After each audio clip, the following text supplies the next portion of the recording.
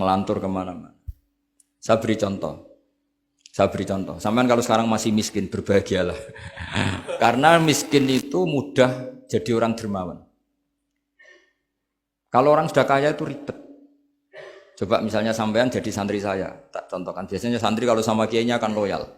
Kamu miskin punya ayam 2, tak minta 1 boleh enggak? Boleh, padahal itu 50%. Ya, terus punya uang 100.000, tak minta 50.000 kira-kira boleh enggak?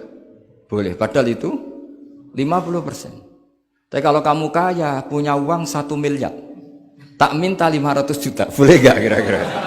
Padahal itu berapa? 50%. Gampang mana dermanya orang kaya sama orang miskin? Untuk mengamal 50, itu mahasiswa yang masih miskin-miskin, uangnya hanya 100.000, nraktir temannya habis nggak masalah. Padahal itu berarti 100%. Uangnya 50.000 diminta temannya dikasihkan semua. Padahal itu aset satu-satunya. Nah, salaba itu cara berpikir gitu sehingga Allah tersinggung. Saya beri contoh ya, salaba itu singkat cerita kan kalau habis jamaah salam langsung lari pulang. Terus ditanya sama Nabi, kenapa kamu kesusu pulang gitu? Istri saya di rumah masih belum pakai baju karena gantian sama saya. Saking miskinnya tuh baju itu gantian. Sama nggak usah bayangkan lalu di rumah telanjang kayak apa? Berarti kamu porno. Kamu porno berarti tidak boleh. Pokoknya ceritanya seperti itu, tidak usah lari. Gantian pakai itu. Singkat cerita, ya Rasulullah, bu saya ini didoakan kaya. Sampai 3 kali Nabi bilang bisa saja miskin itu lebih baik bagi kamu. Lama-lama sampai memaksa Nabi, akhirnya Nabi berdoa. Terus beliau kaya. Dan Salabah agak salah, dia nggak minta paket kaya barokah, tapi mintanya kaya saja, diturutin kaya. Pertama punya kambing di pegunungan ya, kalau di Arab itu kan kambing diletakkan di Jabalen, Mabenal Jabalen, di antara 2 lembah itu 40 sampai 80 sampai 4.000. Singkat cerita ketika 40 Nabi sudah memerintahkan sahabat diminta zakat. Berarti kalau 40 itu 1. Kalau 80 kira-kira 2. Ya sudah gitu. Sebetulnya ketika 40 kalong 1 terkurangi 1 zakat itu kan ringan karena masih 39. Ya kayak tadi kamu punya uang 1 juta. Jangan 1 juta, 500.000 sudah agak berat kamu. Tidak gini saja, tak beri contoh. Betapa mudahnya dermawan bagi orang miskin. 1 juta itu kan zakatnya berapa? 25.000 ya. Rubul usur kalau dalam bahasa Arab itu berapa? Kalau bahasa kampus kan berapa? 2%. 2,5 ya. 2,5. Itu bahasa keliru sebetulnya. Sama ikut saya saja. Saya itu berkali-kali saya pernah garap matematika, cepet-cepetan mbek pakar matematika itu mesti cepet saya. Karena saya ini agak bedui. Orang bedui itu cara berpikir itu lebih gampang. Jadi kalau orang Arab, tak ajarin matematika Arab ya. Itu enggak ada porogapit. Jadi begini cara berpikir orang Arab itu berpikir bertahap. Ya kalau 2,5 itu kalau orang Arab bilang rubul usur apa? Rubul usur, 1/4 dari 10. Jadi kalau orang Arab berpikir bertahap. Jadi misalnya 1 juta, 1/10-nya berapa? 100.000. Terus 1/4-nya berapa? 25.000. Jadi disebut rubul usur, 1/4 dari 10. Jadi 1 miliar, cari 1/10-nya dulu, 100 juta. Terus 1/4-nya. Sehingga nggak usah porogapit ruwet. Jadi orang Arab kalau bilang 1/10 sama 1/20 itu tidak bisa. Karena nanti dadak porogapit. Orang Arab bilang al-usyur atau nisful usyur. Misalnya zakatnya apa itu zuru, berarti 100, 1/10-nya berapa? 10. Terus orang Arab kalau misalnya pertanian kamu biayai zakatnya 1/20. Orang Arab bilang bukan 1/20, nisful usyur. Berarti berapa? 100, usurnya 10. Separuhnya 1/10. Berarti 5. Lah 5 ini bahasa kamu apa? 1/20. Ya. Bahasa orang kampus 5 kan 1/20. Kalau 10 1/10. Kalau orang Arab bilang apa? Usyur atau nisful. Kan gampang gitu. Ya saya ulang lagi ya. Berarti kalau 1/10-nya 1 juta, usurnya berapa? 100. Nisful usur 50. Ya. Gampang mana matematika Arab sama matematika ini sama? Daripada sampean nggih para gabet tuh pusing saya lihat itu. Ya sudah gitu aja, pokoknya diusurkan semua. Orang Arab kalau bilang tuh diusurkan semua, berarti 1 juta.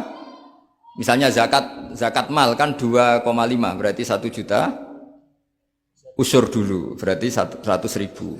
Lah zakatnya itu rubul usur, 1/4 dari 1/10. Ya di 1/10 dulu, berarti 100. Habis itu rubul usur, 1/4 dari 1/10, berarti. Jadi gampang saja, 1 juta, tulis saja langsung 100.000 usur, terus 1/4-nya 25. Gampang mana? Gampang lagi pakai kalkulator. Nah, sekarang begini. Kira-kira kalau kamu punya uang 1 juta, diminta zakat 25.000, enteng enggak? Enteng. Biasa kan kita punya uang 1 juta, naktir teman sampai habis 100.000, 200, enteng. Tapi kalau sudah 10 juta, 10 juta berarti rubul usurnya berapa? 250. Kalau 1 miliar, 25 juta. Wah, itu sudah pikiran kamu kan bikin toko baru, bikin konter baru. Nah, kalau 100 miliar, berapa? 200. Nah, sak labah ini ketika dimintai zakat ketika 40 enggak, masih kambing 40 enggak mau, 80 enggak mau, sampai hampir 4.000. Kalau 4.000 misalnya digawe rata-rata 51 aja, digawe bulat ya. Berapa sebenarnya? Per 1.000 kan 20. Ya kan? Per 1.000 kambing kalau dipakai 50 saja, per 1.000 kambing berapa? 20 kan? 20. Kalau 4.000? 80. Kira-kira itu misalnya dipakai 50. Apalagi itu 40 lebih banyak lagi. Akhirnya ngomentari sahabat yang disuruh Nabi ngambil zakat. Wah, ini tidak zakat, pemerasan. Karena jumlahnya sudah signifikan. Maka kalau kamu ingin dermawan sekarang, itu bisa dermawan 50%. Itu punya 2 ayam kurus lagi. Diminta masjid untuk syukuran. Bawa aja. Punya kambing kurus 2. Kata kamu hanya itu. Ada panitia masjid minta sumbangan, kasih aja 1, sudah ngamal 50%. Tapi kalau punya sapi limusin 2, yang per 1 harganya 70 juta. Kalau diminta 1 kan nilainya tetap 50%. Gampang mana? Orang miskin sama orang kaya ngamal? Orang miskin. Terus kedua, hebatnya orang miskin itu kalau ngamal itu dramatis. Oh, itu. Betul itu. Jadi makanya kenapa Nabi suka orang miskin. Loh, saya pernah ditanya, saya ini punya teman yang kaya raya. Dia biasa ngamal 1 miliar, 2 miliar. Dia nggak terima sama fatwa saya, Gus kenapa Anda masih muji orang miskin? Ngamalnya tuh banyak saya sekali ngamal bisa 1 miliar, setengah miliar. Tapi kata saya, ngamal kamu itu tidak dramatis, nggak seru kata saya. Terus dia tanya, kok bisa Gus? Dia orang kaya, paling ngamal 1 miliar untuk bangun masjid, 1 miliar, setengah miliar bangun pondok, setengah miliar. Tapi kalau orang miskin, misalnya tukang beca, orang miskin kan pasti kawannya orang miskin. Kan nggak mungkin orang miskin utang Abu Rizal Bakri, utang Yusuf Kala, kan nggak mungkin. Kenal saja ndak. Orang miskin kan utangnya sesama orang miskin. Itu pasti itu kan hukum sosial itu. Nah ternyata itu apa? Hari itu anaknya ndak makan, hari itu istrinya mau kelahiran. Utang sesama miskin, diutangi 50.000. Tapi uang ini dramatis, kalau hari itu nggak makan mati.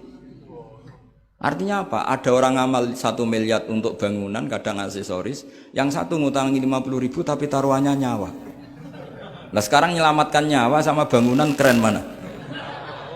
Maka berbahagialah orang miskin, karena komunitas mereka ini utang piutang urusan apa? Nyawa. Jadi ini lebih dramatis, lebih dramatis. Lebih keren. Makanya utang piutang orang miskin itu paling diabadikan Quran karena lebih keren, lebih keren. Karena nyawa apa? Loh saya ini kan termasuk kecil sudah kiai agak keren, sudah kiai agak mapan. Itu kalau orang-orang kaya nawarin saya paling Gus nggak ganti mobil, nggak ganti aksesoris mobil itu. Itu nggak keren. Al-Nadikan tetap ngamal pun nggak keren. Tapi kalau orang miskin, Saya sering kan dengar cerita mereka orang itu ngeri. Kayak cerita yang diabadikan Quran itu, wa yu'thiruna ala anfusihim walau kana bihim khassasah. Itu Nabi ngumumkan saya punya tamu tapi hari ini saya tidak bisa hormat tamu. Ada sahabat yang usul, saya ya Rasulullah. Perlu dicatat dulu di Arab tuh nggak ada warung, nggak ada GoFood, nggak bisa kamu pesen online terus. Wah nih, nanti delivery gitu nggak bisa. Nah terus akhirnya datang ke rumahnya, datang istri saya ada makanan ada hanya untuk jatahnya bayi.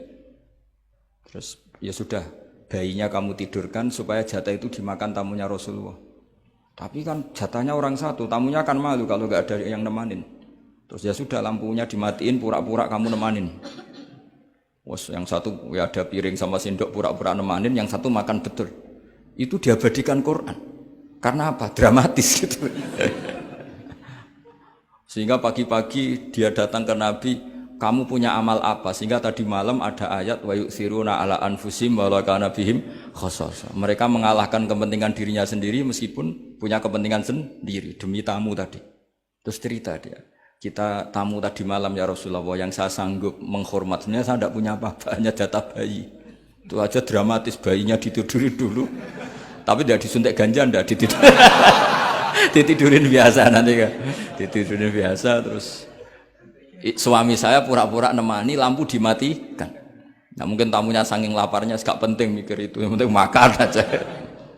Jadi maka sebetulnya orang-orang miskin itu tidak usah hiru, wah itu orang kaya bisa ngamal masjid 1 miliar, 2 miliar. Tetap ngamalnya ini sesuatu yang tidak mendesak. Tapi sesama orang miskin, kalau temannya minta tolong itu mesti dramatis. Istri mau kelahiran, kematian, kelaparan. Pokoknya yang diselamatkan itu seru semua. Artinya gini ya, kalau miskin ya nikmati saja, itu ada peluang untuk menyalip pahalanya orang-orang. Tapi yang kaya ya tetap kaya.